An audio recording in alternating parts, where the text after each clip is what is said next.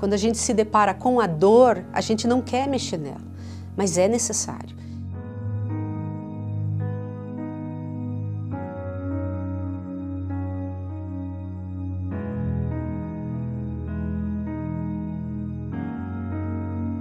Na minha infância, as dificuldades que eu tinha, eu morava aqui no Bacaxiri, numa casa que muitos talvez vão lembrar, casa que chama Meágua, porque era uma casa de 2 peças.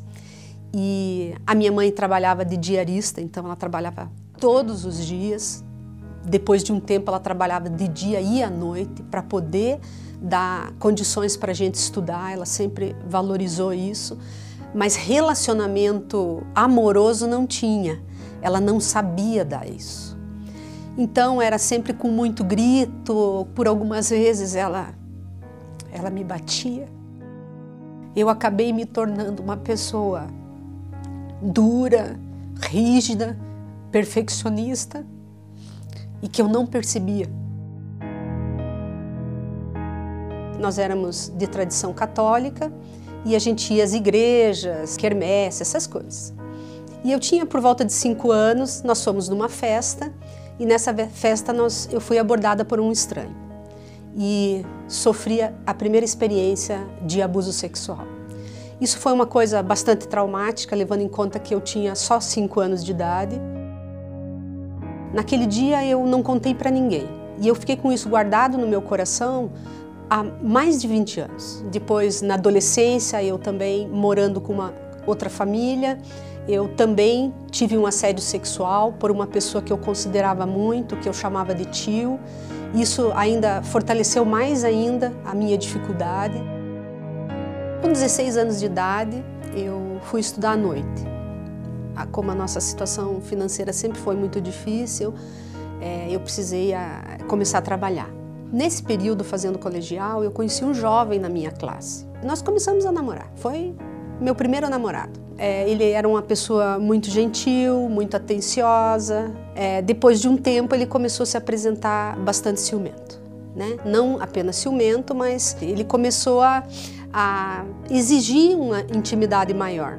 Eu tinha muita dificuldade com isso, até por causa da minha história. Quem é vítima de violência, você recua, você não consegue muitas vezes reagir. E nós começamos a ter relacionamento, mas volta e meia a gente brigava, se separava. Eu achei que casando o ciúme passaria, o que não aconteceu. Pelo contrário, eu vivi de forma oprimida. E começaram as agressões, inclusive agressão física, né? E uma agressão tão grande que eu fui, inclusive, até em Instituto Médico Legal, porque eu fiquei toda machucada. Nós havíamos separado e eu fui convidada pela irmã dele para irmos num encontro de casais. E eu fui nesse encontro de casais. Eu não sabia exatamente o que era, nem o que eu ia encontrar lá. Nós estávamos separados, ele também foi. E lá no encontro de casais, puxa, eu ouvi pela primeira vez, talvez de uma forma mais real e concreta, a respeito de quem era Jesus de fato, né?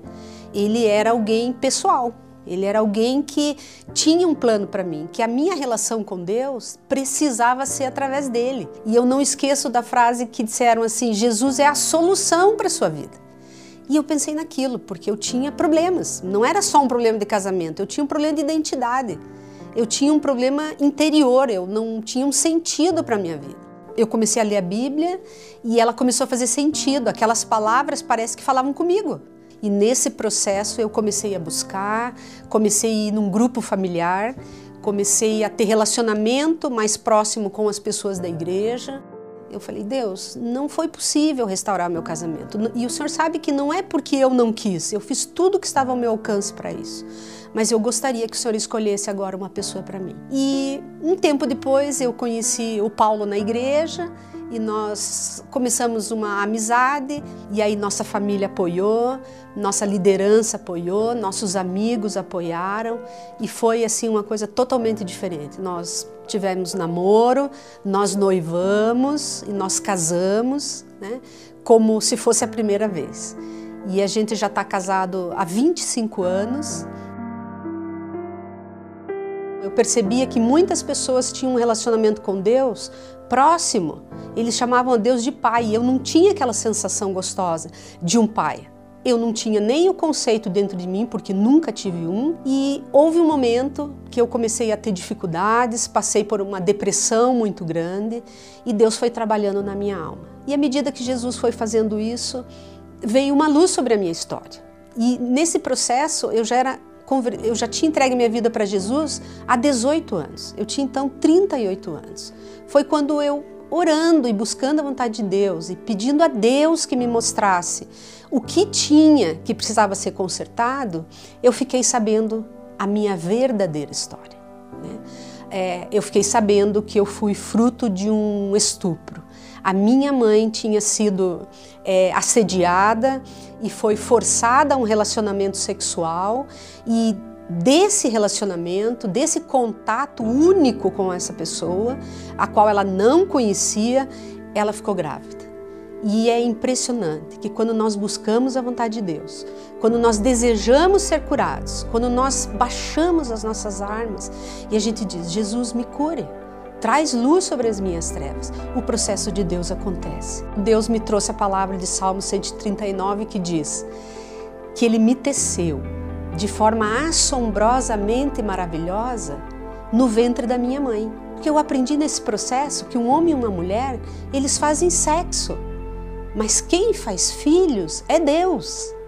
E Deus havia me feito. Então hoje eu posso falar sobre Deus e posso falar sobre a minha vida e dizer, eu não fui um acaso. Mesmo nas minhas histórias de abuso, eu lidei muitas vezes com a situação de que, será que eu fiz alguma coisa que provocou isso? E eu entendi que não. Porque, de um modo geral, as vítimas de abusos sexuais, elas se fecham, elas se calam, elas não falam para ninguém. Elas têm medo, elas têm vergonha. Eu não. Eu hoje rompi com essa cadeia, eu rompi com essa amarra e eu falo abertamente, porque eu também quero ser uma voz. Voz que eu não tive no passado, porque eu não via falar sobre isso. Hoje eu falo, e eu falo, Deus pode me curar, Deus pode curar você.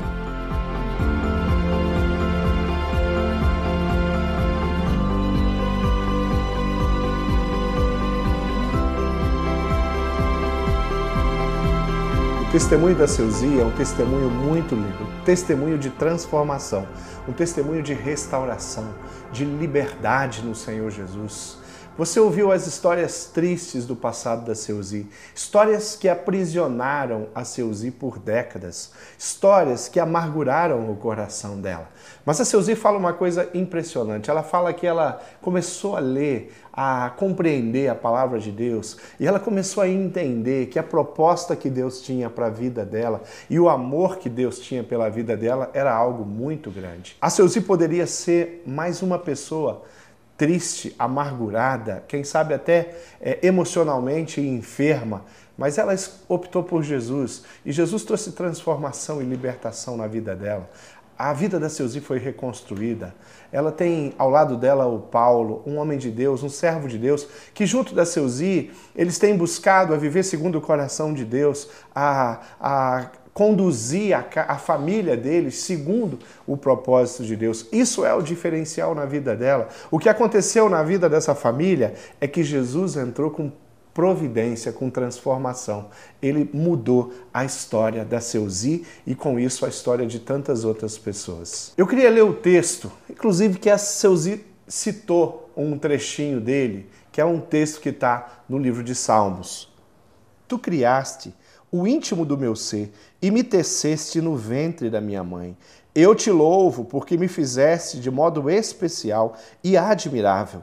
Tuas obras são maravilhosas, disso tenho plena certeza. Meus ossos não estavam escondidos de ti quando em secreto fui formado e entretecido como nas profundezas da terra. Os teus olhos viram o meu embrião. Todos os dias determinados para mim foram escritos no teu livro antes de qualquer deles existir. O amor é a essência do coração de Deus. Deus ama. Ele ama você, Ele ama a sua família, Ele tem um propósito para a vida de cada pessoa, assim é para a sua vida. O que Deus quer é transformar o seu coração a sua mente. O que Deus quer é caminhar diariamente contigo. O que Deus não quer é que você viva aprisionada no passado pelas experiências, pelas coisas ruins, pelos abusos que você sofreu, pelos descasos, quem sabe, da sua própria família.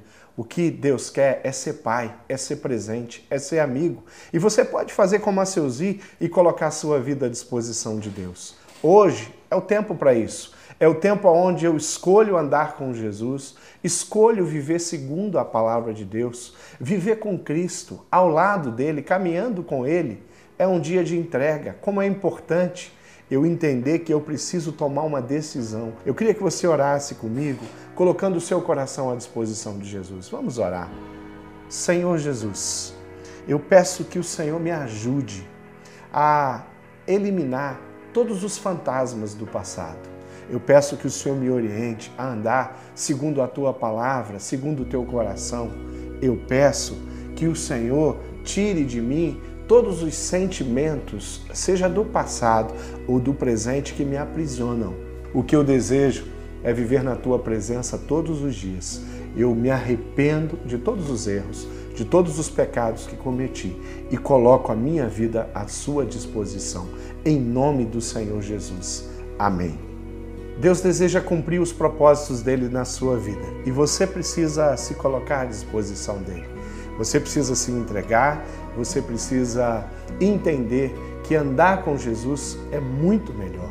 Você foi convidado para estar nesse encontro para ser abençoado e eu tenho certeza que Jesus quer abençoar você e quer abençoar a sua família. Que Deus abençoe muito o encontro do pequeno grupo.